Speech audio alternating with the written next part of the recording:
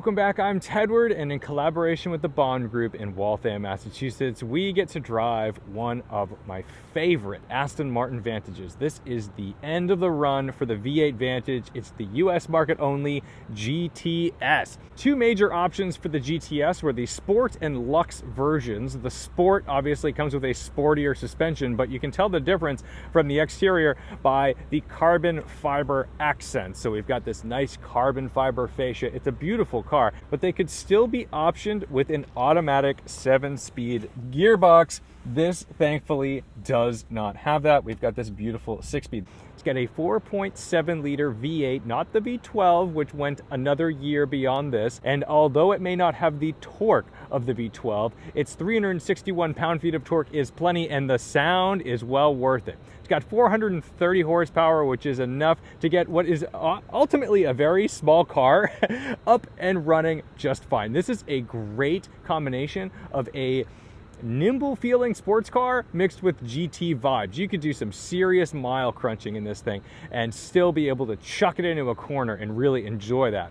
And I genuinely think that under the hood, because we've got this smaller V8, that this makes it a bit more nimble than the V12 version. You may want the V12, but my goodness, look how far set back this is in it's front mid. It's fantastic. This is great. And because it's lighter, I feel like you can chuck this around just a bit more, and it doesn't have that lumpy feeling like a V12. Even though, you know, I'm not complaining about the V12. I'm just saying, don't overlook this 4.7. All right, let's take a quick look in the back as well.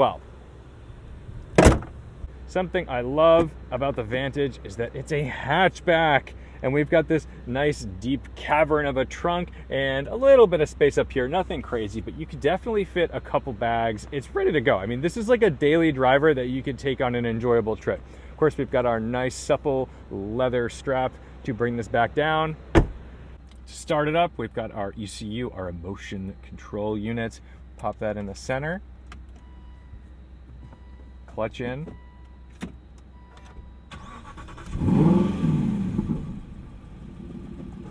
She jumps right to life.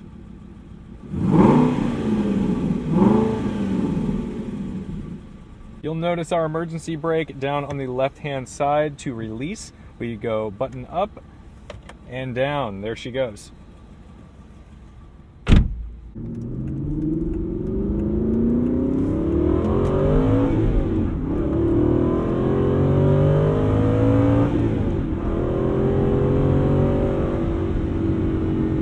That sounds so good. So my one complaint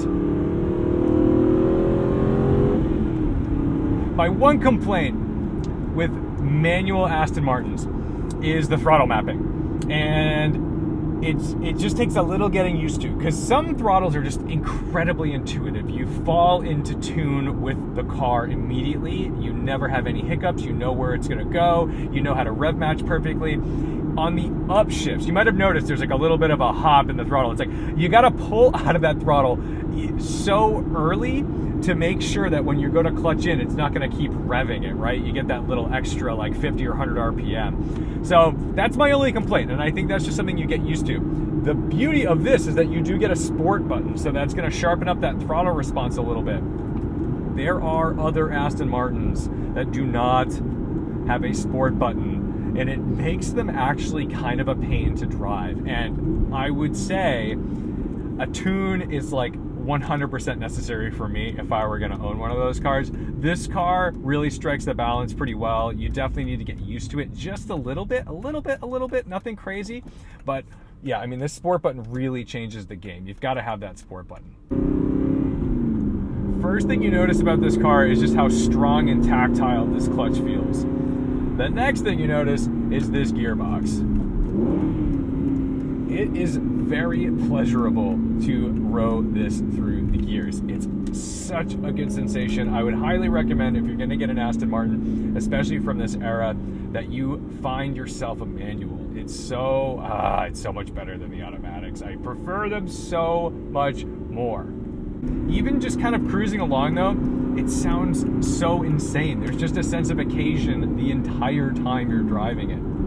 The one thing that's very odd about Aston Martin transmissions is that they put this stick in a very far back location. look, I don't even care that we have some traffic. This is a fun car to drive. So where this is, it's like you've got to reach your arm back just a little bit. It's a little odd. They're all like that, even back to DB7. It's just something I noticed. I don't know if anyone else, maybe it's just a shape of my body. Maybe I'm the weird one. It might not be the car, but it's just something I've always noticed, that the gearbox in these cars always feels like it's a little bit far back. We've got the Sport Tune suspension, so it is fairly stiff. Although, you know, we're on a nice road right now, but we do feel everything that's coming through the cabin. The nice thing, though, is that because we have the Sport Tune suspension, it matches up really well with the steering. And the steering inputs are fantastic. It's sharp, they're direct, you feel everything come through the wheel. Something that I really love about this car are the brakes. They're so powerful and they're just immediate. Ready? We're gonna jump in this pedal a little bit. That is just so nice to have a legitimate sporty brake feel in this car. I'm not gonna bring it hard down to a stop because we want to be nice. We don't want to build up pad deposits on these rotors. But my goodness, they work, man. These are good bitey stoppers.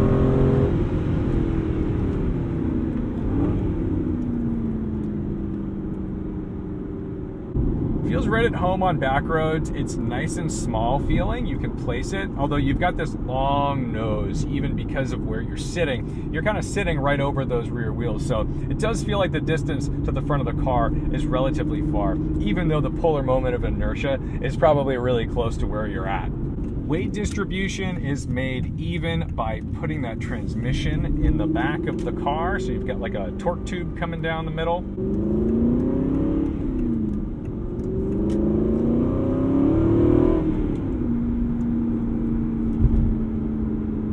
The nature of the car is very GT, and yes, it handles incredibly well, but you know, you can tell that it wants to just stretch its legs and go for miles, and not necessarily behind a Subaru Forester going 24 miles per hour. That's not the vibe of the Vantage GTS. We've just been cursed. Got some nice dogs up ahead. I wonder if they like the barking mad sound of my 4.7 liter V8.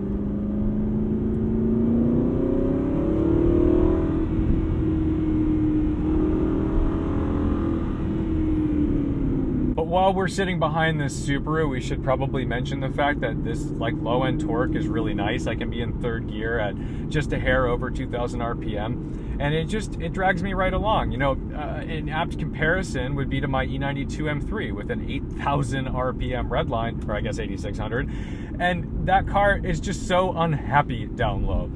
This car being kind of like it'll rev out, and that's great, but it's got all this low-end torque like an E39 M5, and it's so nice to be able to use this.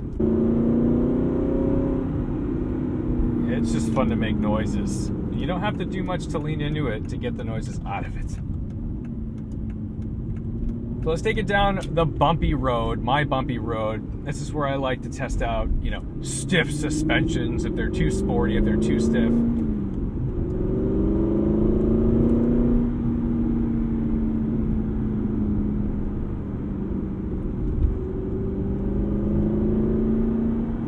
Yeah, this is pretty stiff, I'll give it that. Not necessarily hopping all over the place though, so it's still keeping me planted, you know, fairly well.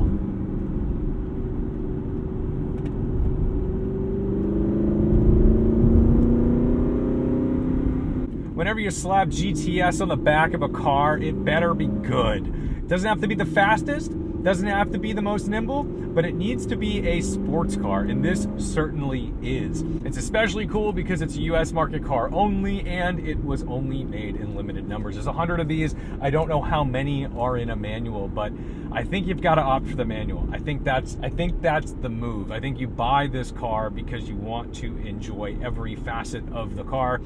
You're never going to be like breaking lap times. You're probably not even taking this to the track, so you might as well just enjoy the drive. So in previous videos with Astons of this generation, the DB9, the Rapide, I've heard comments where people are down on this interior, and I really like this interior. Sure, maybe it's not like the outrageous modern LCD screens everywhere, but I love the analog gauges. We've got a nice solid speedometer and the reverse direction tachometer, the anti-clockwise tachometer. I like that. And it's just very simple. Everything's right there for you. It's not complicated. I mean, is this infotainment screen gonna be like a deal breaker for you? Use your phone. You're not gonna use that for the navigation anyway. And if you'll notice, there's no squeaks and rattles over the bumps. This car is like really well built. And that's even with the sport trim, with the stiffer suspension. It's not rattling around. That's nice to see, and that's what you want. It's got to be a real bummer when you go and show off to your friends,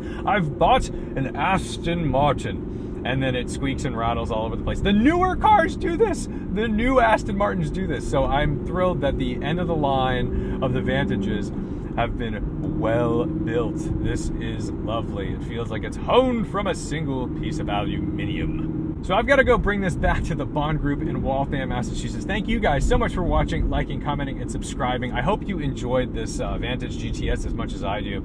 It's a fun car. It's a special car. And I love being able to compare and contrast all different variations of similar cars. I mean, a Vantage S is not a Vantage V12S, is not a Vantage GTS. And I think you've got to drive them, you've got to hear them, you've got to feel them. And if I can kind of bring that to you in any way, I feel like I've done my job. So don't forget to respect the drive. And I'll see you in the next one. Ooh, special shout out to my Patreon supporters. If you want to give $1 a month, $10 a month, whatever you got, you want to help support the channel and the podcast, you can hit the link in the description. I'll see you in the next one. The nature of this engine reminds me a lot of the BMW S62 used in the E39 M5, mostly because while yes, it revs out fairly high, all that juicy torque is in the low and mid range, and it feels more natural to short shift it. There's something about it that's just like, I don't need to use the whole rev counter. We'll be okay. It'll get into the next gear just fine.